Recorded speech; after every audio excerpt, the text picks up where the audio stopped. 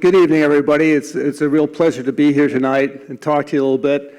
And I'd like to thank NPR for the opportunity to do so. When I look at what we're going to be talking about tonight, it's really interesting to me because at NRI, we actually play in all the fields that we're going to be talking about tonight.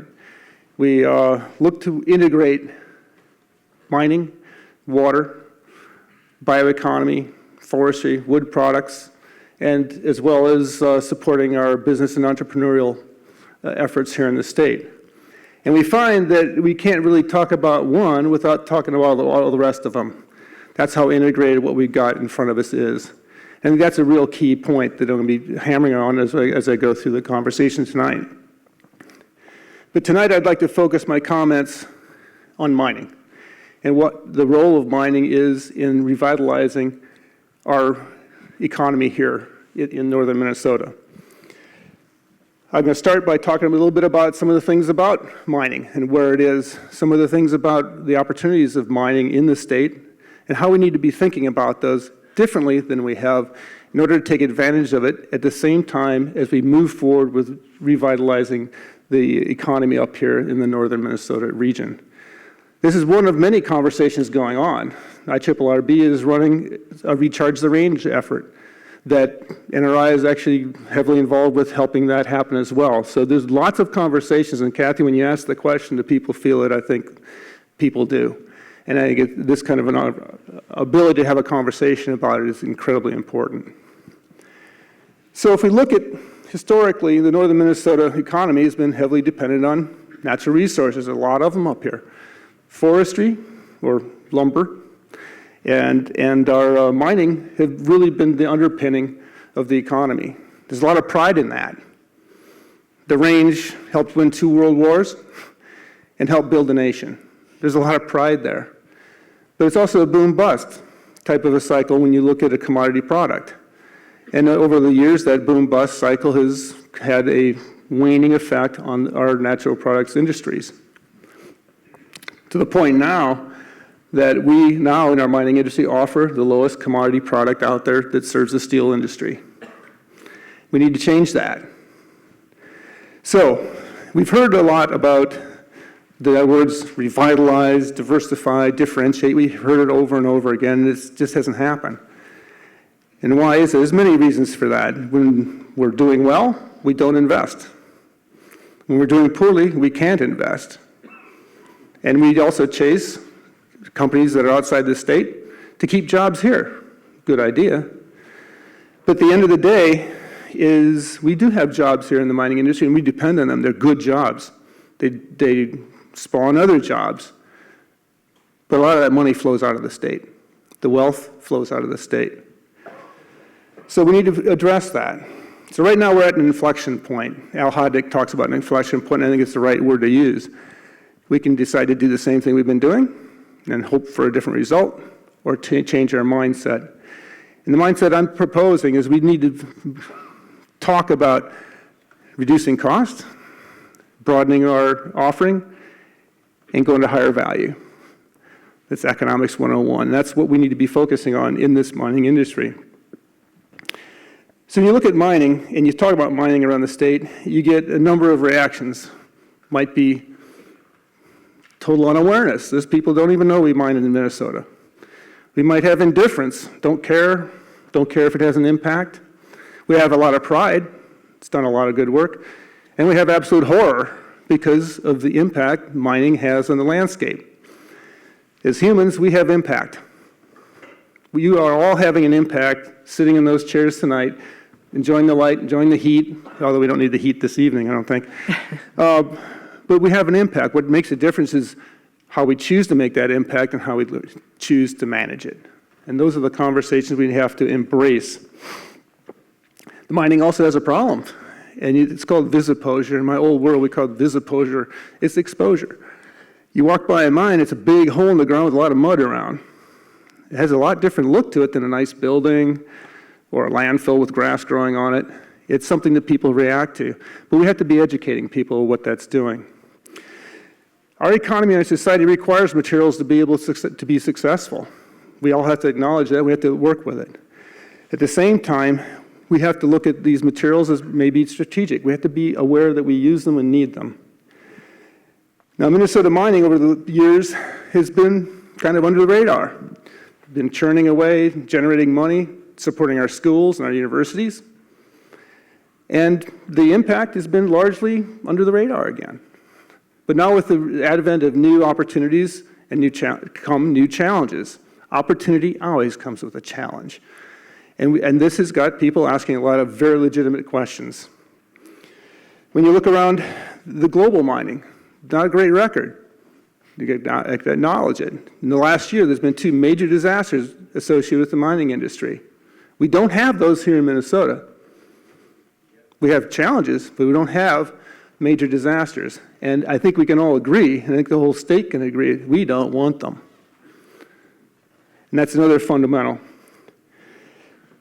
The other piece is we have, as humankind, we have invested heavily in doing things faster, bigger, and cheaper.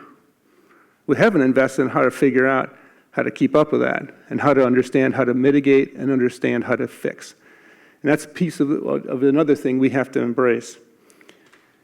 Water. That's one of those resources we take for granted. We turn on our tap and pretend it's free. Minnesota sits on top next to over 1/10 of the world's supply of fresh water, surface fresh water in the world. I'm sure we have less than 1/10 of the population.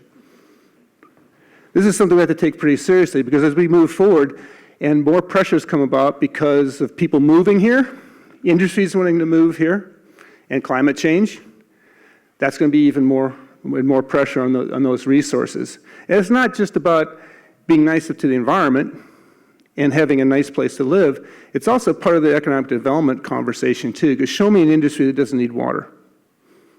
Show me an operation that humankind does that doesn't require a source of fresh water. So we have to take care of it. And water and mining are inextricably linked, and they have to be held in the same conversation. And finally, it goes without saying that the 1854 treaty is real, and it needs to be honored. So we look at Minnesota's resources, and it's kind of mind-boggling. If you think about the state, we've got amazing agriculture. I grew up in Mankato. You could drop a seed in the ground, and a day later, you'd have a corn plant. Kidding. I had corn details, and I wish those things hadn't grown that fast. But the key issue is when you look at mining, we got a very rich opportunity here. And my favorite geologist at NRI keeps telling me that Minnesota is a freak of nature. I thought he was referring to me the first time he said that. But the thing is, this region has been, for the last billion years, has had volcanoes, geysers, earthquakes, all kinds of problems that have left very, very unique geology that's essentially crammed with a lot of different materials that we may be able to use. So what do we do with all that? How do you sort through all that? And that's one of the biggest problems we got right now. Well, imagine if you had a map that told you what you ought to do. We don't have that today. But if you think about it, in my old world, in the corporate world, we drew maps. We knew ahead of time how we needed to make choices. And what we don't have in this state is a summary of all those opportunities. There's more than 80. Not one, there's more than 80. And you overlaid those opportunities around the state with water, infrastructure, utilities, people, wildlife, and you start seeing where you should be making choices and where you're going to have hands-off areas and where you're going to have something you might call a mining district, plural. And this is where you can have this map of opportunity that I think is missing from our conversation and from our ability to make decisions. In fact, when I talk to legislators, this is one of the things they're most concerned about and frustrated. How am I supposed to make a decision? Somebody comes in and gives me, you should do this or the world's going to end, and what's my context to make that decision? That's something we need to own. It's a change in mindset. We need to invest in the research that drives comprehensive solutions instead of wishing, so that we can have the conversation. And we need to think about the future generations, not 10, 20 years ahead of now, 3 or 4 generations out here, because it's very clear that industrial cleanup is much more expensive than doing it right the first time and making that investment. It's 10 to 100 times more expensive. So again, we need to re-up for what are we going to commit to. So we got this controversy. We got an argument, not a debate. An argument means you have information to talk about and you're leaving your emotions at home. I mean, no, debate, rather. But we have an argument, and that's not necessary. We need to be working off of database conversations. We have environmental laws people like to point at. Greatest environmental laws in the country. They're very strong. They're good laws, but they aren't uniformly understood or enforced. That's a problem. We also have business complaints about it's so difficult to do business in Minnesota. It is, because nobody knows how to circumvent or deal with the laws. This is an opportunity for us. Ultimately, we have a lot of trust problems and frustration in the state, which is totally not useful.